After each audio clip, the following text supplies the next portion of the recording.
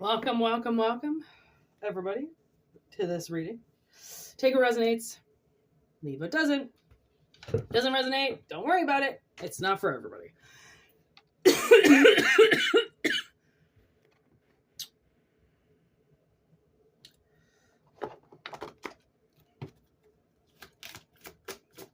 Welcome to the channel. If you're new, I'm going to pull an animal card here. See what we can get for the collective.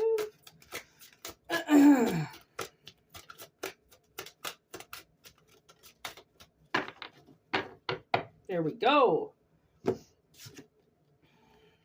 We got the animal deities card. So for one, as you can see, the wolf is huge. Then we got a deer. I mean, there's a lot of shit on there. A snake. Oh, a hummingbird. The moon. Eagle. Blue whale. A turtle. Holy cow, lots of things. The life. And then you realize the moon is there on the wolf's third eye. Animal deities, divinity, guidance, wisdom.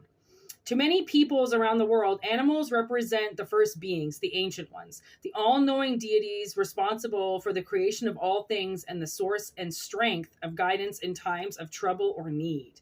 In the painting titled Council of Animals, a pantheon of animals' spirits revolves around a boy playing the flute. The flute, also known as the shepherd's pipe, is one of the most ancient of instruments used by early peoples to invoke the powers of the animal spirits.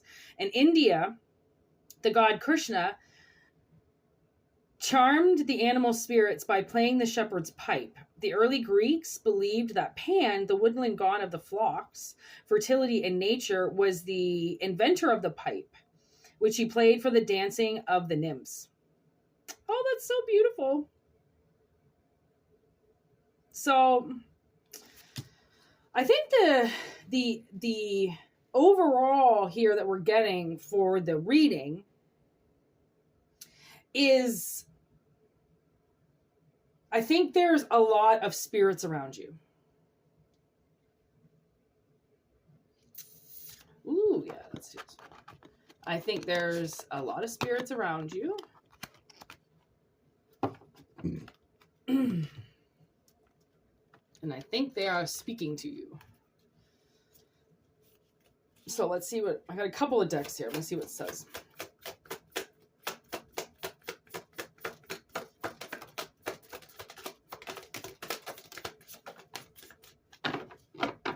Knight of Cups, Hermit, Ten of Cups, Three of Wands, Knight of Cups.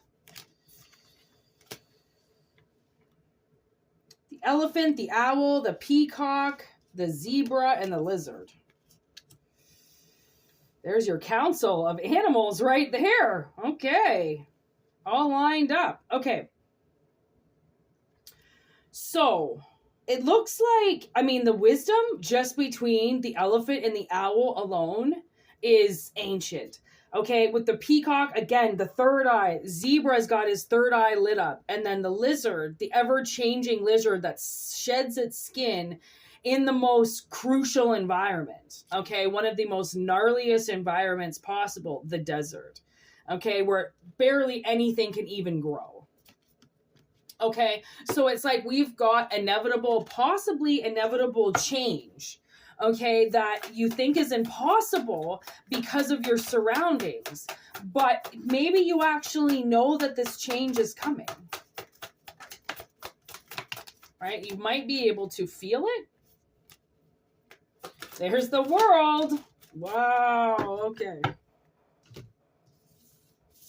Hangman in reverse, High Priestess. First two cards. Boom. We know you're unhanging.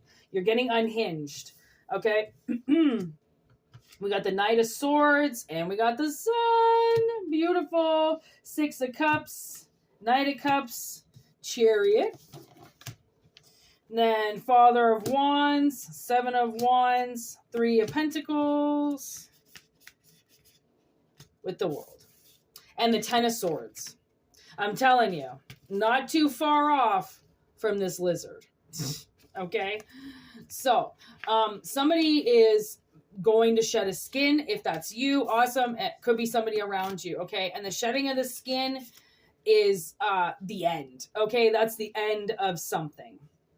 And surprisingly, all the snakes in the house, including my sister and I, all shed at the same time. Even the spider, okay? All shed at the same time. So that is crucial as well, okay? Because the environment around you also tries to fill you in on what's coming in the future, okay? Little tests that we have and things that we know are going to come up. Okay, so we definitely know there's movement, okay? This movement could come from this Son of Swords, from this elephant. Okay, you could get news from a loved one. You could get news from somebody in the past. Hey, look I'm wearing my zebra shirt. And the zebra is right there. I mean, come on, right? We knew he was coming. Can't make a psychic. You just either are one or you're not. And that's the thing, right? People, they have to awaken their gifts. They don't just come out of nowhere. Okay, you can't buy gifts. You have to awaken them. Okay, so news comes in from somewhere. Okay, from the past. Something about the past, Six of Cups, something, again, in your roots. I don't really know what this is. The elephant depicts the hermit, but also the elephant is a very, very family related card because of the way that they are. They travel in packs. They stay with each other forever. They mourn one another. They protect one another. Okay, they do. Elephants are beautiful primates. Okay, they really are. They primates? I don't know. Beautiful animals. Okay, and they know their roots because their generations are together still. Their great grandmothers are still walking around with their granddaughters. Okay, their roots are eminent when it comes to elephants. Okay, and they're so proud of it, right? They're very proud of how they are and the way that they are. Okay, so the sun comes out, and then literally the Son of Cups shows up. Okay, with an offer that moves this forward, the Chariot. Okay, also sporting a new moon in his third eye, might I add, and we are in new moon energy. Okay, and then we've got this Father of Wands with the Seven of Wands. So somebody then becomes super defensive, okay, of something that is about to be built. Okay, it's like you're going into partnership with somebody. Maybe that's what this call is about. Maybe they're going to say, you got the job. You're going here, you're going there. It's a hard ending. Okay, it's a hard ending. And the reason why it's hard is because there's a lot of things that are going to get said. Okay, and when dealing with people, it's not easy to deal with people, because they say things that they can never get back. Okay, they can never take them back. They're always going to be said. So, now I'm getting this From Autumn to Ashes song, Kansas City 90210. It's such a beautiful song. You should listen to it. Kansas City 90210. And their main, so From Autumn to Ashes, okay, From Autumn to Ashes is a band from back when I was in high school, and they were in high school, and they tried so hard to make it, and they just couldn't do it, and people just didn't show up to their shows. They just, no matter what they did, these poor guys just could not, I think they're from Staten Island, just could not get From Autumn to Ashes off the ground. So they just stopped making music. They never broke up. I think they have like 4 or 5 albums. They didn't break up. They just stopped making albums. People assumed they broke up, but diehard fans like me that are still listening to them 20 years later, the same songs, we will follow them forever. Okay. And I actually recently got to see them about 6 years ago. They played in Quebec at this rock kind of carnival. And it was amazing because what they'll do is, because they're still friends and because they're still a band, they will still do shows. 20 years later, no new music, but they will still, like, they're playing a show. Either they just played a show or they're going to play a show. And I'm like, are you fucking kidding me? Like, they're still doing it. Like, these kids are still doing it. Like, that's fucking amazing. That's fucking amazing. And they just knew that they weren't going to go all the way. But it doesn't mean that that takes the love of and the thrill of it away from them. Right? They just, there's something in that, because I just started hearing them in my head. So clearly they wanted to be spoken about. But that's the thing, is like, I think once they knew they couldn't do it anymore. They couldn't keep sacrificing all their time and all their money to try and do something that wasn't going to work. They stuck with it, like the Hereditary, like the Elephant, like they didn't leave each other. They didn't say things and do things and then walk away from each other. They kept it level, even though I'm sure there were some words said that were, pretty bad, because not everybody wanted to do what the other people wanted to do, but they conformed, they did it, they ended it, so then they could still move on, right? They protected what they built, and they still do. Right? Because when you love something, you protect it until the end, regardless of where it takes you, because it's not about where you end up. It's about the journey. It's about how you got there. And that's what people tend to forget. They don't stop and smell the roses. They don't stop and appreciate what they're going through because they don't think they're going to get there. They have a lack of confidence in the end result. So they just want to get there. They just want to slingshot there, just in case they don't get there if they go the slow way, right? It's about having confidence. And I think these animals around you are giving you the confidence to see beyond and go into the black and white, right? Go into the black and white and swim around in the gray for a bit. Swim around in an area that you're unfamiliar with. And like, I really like this one show that I'm watching because there's an autistic kid in it. Well, he's not a kid, but and I'm finding a lot, like, I'm a little bit autistic and I didn't really know that. So when I watch him go through his trials and tribulations of just the world in general, I go like, yep, okay, yep, that was definitely me in a situation. Yep, that was definitely me. That was definitely me. There's a lot that is very different, but there are little similarities of how I would react in situations because of a chemical imbalance. Okay? And chemical imbalance, you'll know you have a chemical imbalance if you start doing a metal detox. Because I think most people don't even know how much metal they consume. And it starts to just fuck with your head. And it's like your electrolytes just stop shooting to one another because they're giving into the metal. They're giving into something else. And your energy is going to something else.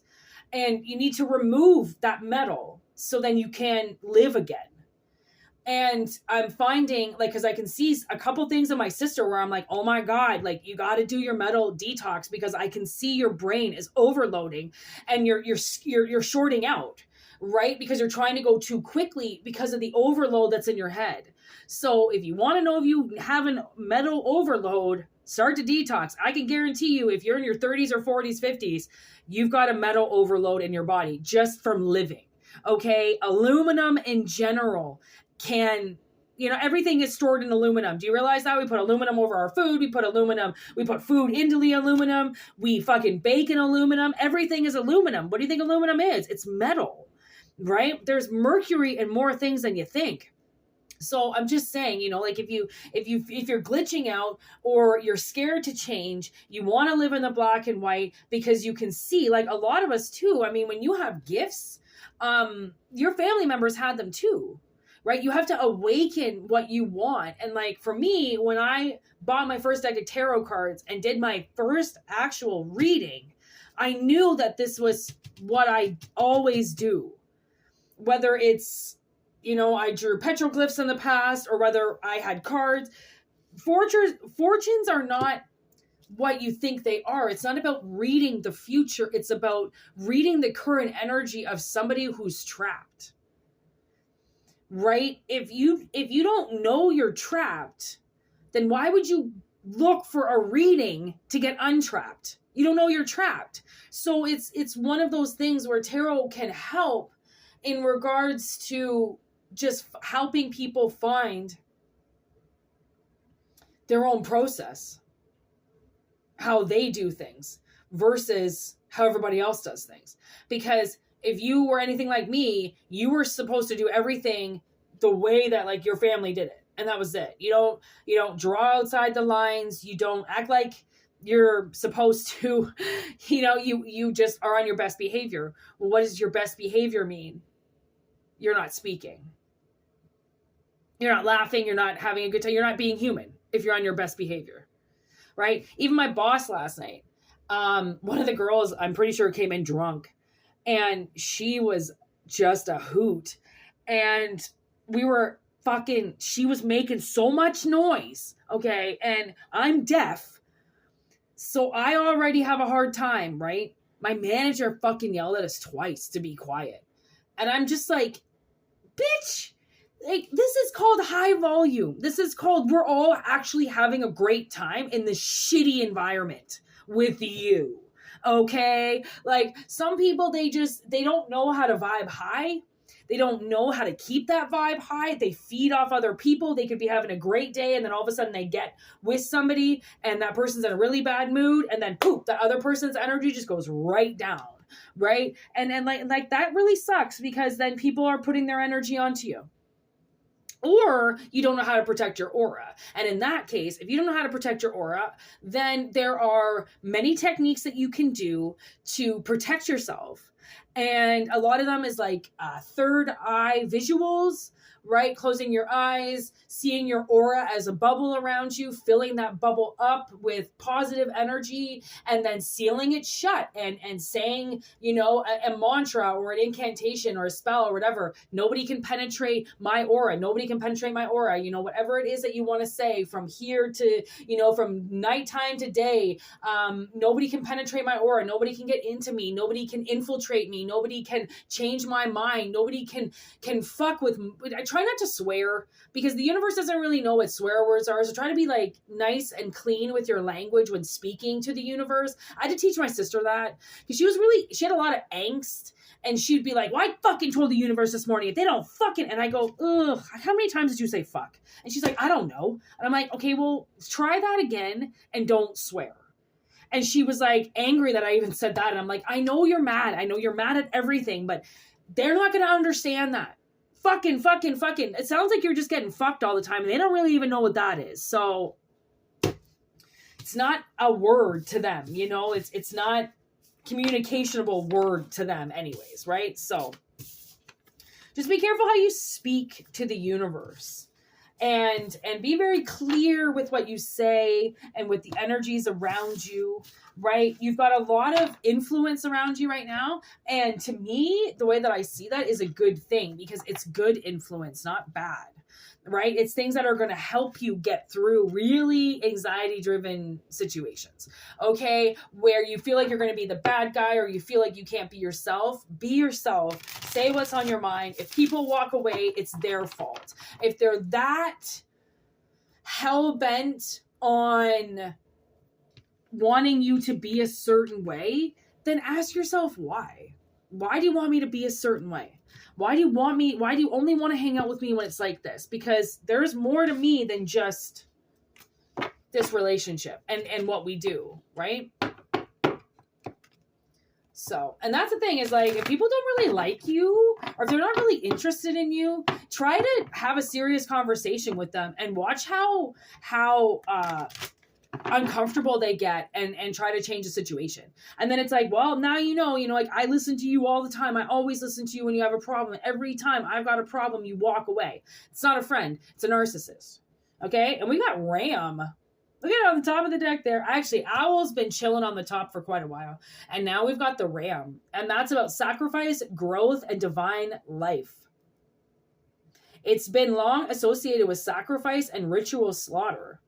The ram's death is not only an offering, but a precursor to rebirth and thus a symbol of renewal. The ram's association with new beginnings and new life is reflected in the astrology sign of Aries, which marks the start of the astrology year in spring. In the Odyssey, the hero Odysseus narrowly escapes from the Cyclops cave and certain death by clinging to the underbelly of a ram, which hides from the Cyclops' view. So it's almost like your spirit guides are going to help protect you.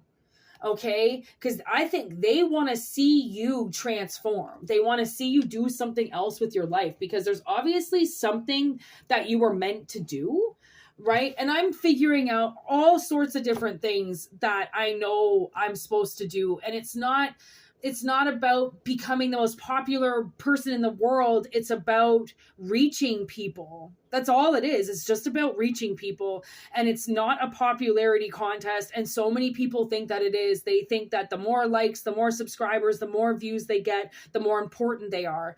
And it's not true, right? Just because you've got more views, just because you've got more subscribers, it doesn't mean that you're more important than other people, right? And the popularity contest is just that. It's a contest in the minds of weak people. In strong people, they see it as, well, I'm going to do it anyways. So if there's some followers that would like to follow me, awesome. If not, I'm still putting my work out there, because it doesn't matter. And a lot of people, you know, they'll make fun of people who don't have subscribers. They'll make fun of people who don't have followers, you know, because it makes them feel good to belittle people, makes them feel good to feel like social media is the top rank, when we all know it isn't. Social media doesn't mean anything, right? It's more or less just an advertising tool. So the popularity aspect of it is just, I mean, if it wants to make people feel like they've got a bigger dick or bigger boobs, awesome. You know, like whatever floats people's boat, right? So anyways, thanks for watching, and I hope it resonated. And if it doesn't, wait for the next message, or, you know, whatever, doesn't matter. And if you want a personal reading, whitneymoonshine@gmail.com. And yeah, thank you for everything. Okay. Thank you for subscribing, and thanks for all your likes. And yeah, have a wonderful week. We're on Sunday now, so have a good Sunday and a good week. All right. Peace out, everybody.